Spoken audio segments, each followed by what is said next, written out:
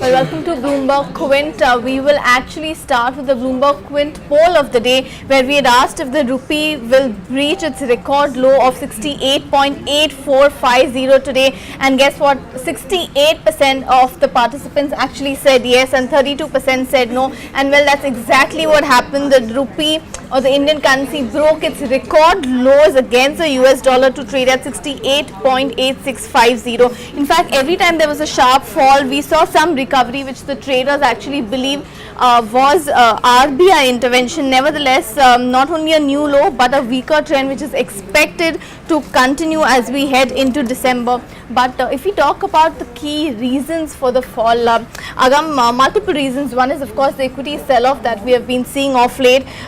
Secondly, it's the Indian markets which have started reacting to the Trump win and uncertainties, that could come along in terms of his policies, and this is as the demonetization reaction sort of, takes a backstage, and the global events start superseding. So let's not forget that emerging markets are going to also be looking at a possible knock because of the withdrawal of funds, since we are looking at almost certain Fed rate hike in December now. That's correct. And Agam, not only is the December Fed hike imminent or priced in. In fact, the people that I've been speaking to have actually been telling me that the pace of hikes in 2017 is what is worrying the markets, and that's what's really playing that bigger role over there. And lastly, of course, we're also seeing the Indian currency catching up to some of the emerging market peers, because if you look at the Indian currency, it was outperforming since 8th November. It was a relatively better place since 8th November. It's only in the last week or the last 4-5 trading sessions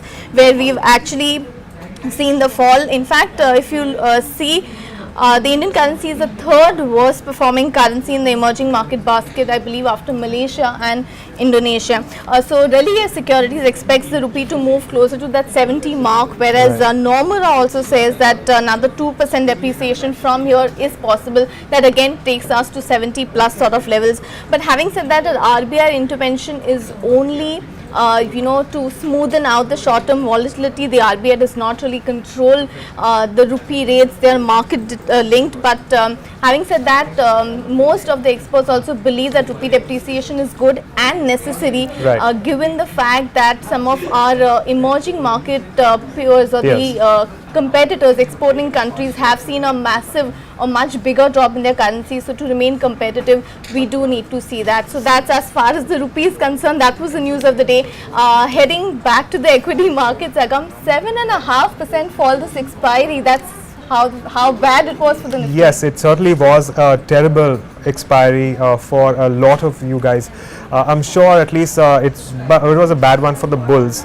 So of course, we're looking at a decline of around 7.5% on the Nifty. Among the key movers for this expiry, Hindalco was the one which gained the most. So Hindalco has gained 21%, followed by Tech Mahindra, up as much as 11%, but this is just a handful of stocks which have bucked the trend.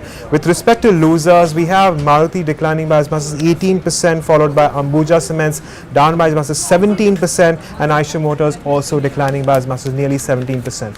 Rollovers have once again remained very weak.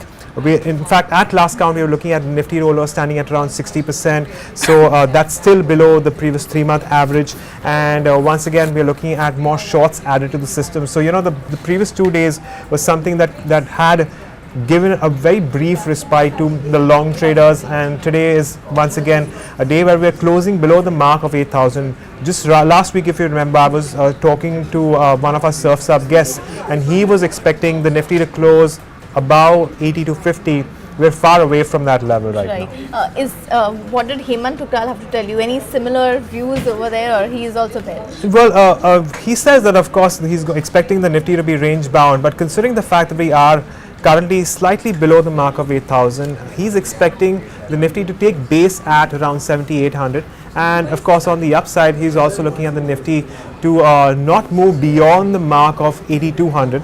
He's also bullish on metal stocks and IT stocks, but for that you will also have to tune in to Surf's Up and listen in for more. But that's as far as his view is concerned. He is for now of the opinion that the Nifty is going to remain range bound now that a lot of triggers are out of the way over the next week.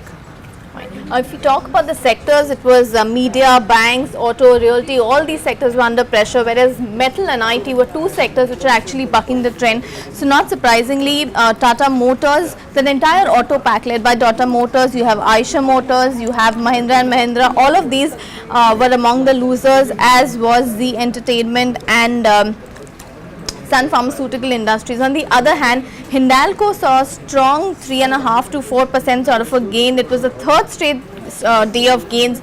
Same is the case for Tata Steel, third straight day of gains. Metals are doing well on the Shanghai exchanges. That apart, TCS and Tech Mahindra.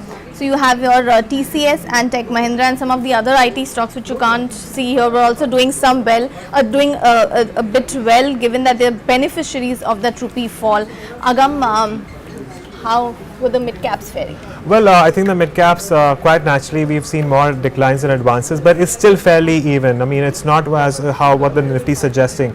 So let's take a look at some of the gainers. Let's start with Swan Energy. Now, this one always figures out right of the list in the losing and or the gaining, and today has gained about 16%.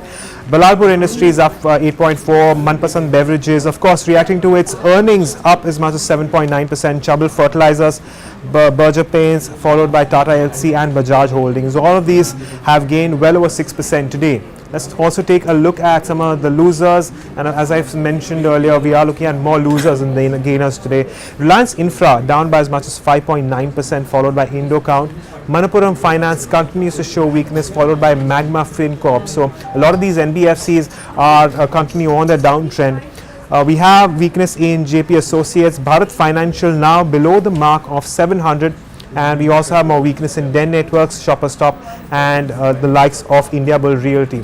But that's as far as today's markets go. It's going to be again a very big day for the mid caps tomorrow, because we have a lot of mid cap earnings starting off with Bata, Navkar Corp, Shilpa Medicare, as well as Uflex and Hathway. All of them will be coming out with their quarterly earnings tomorrow, and this is something that could move the broader market indices certainly.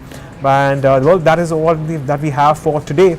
And for what happens now in the new series, in the December series, also the final series of this year, for that we just have to come back tomorrow and join us for yet another edition of Market Wrap. Until then, it's goodbye.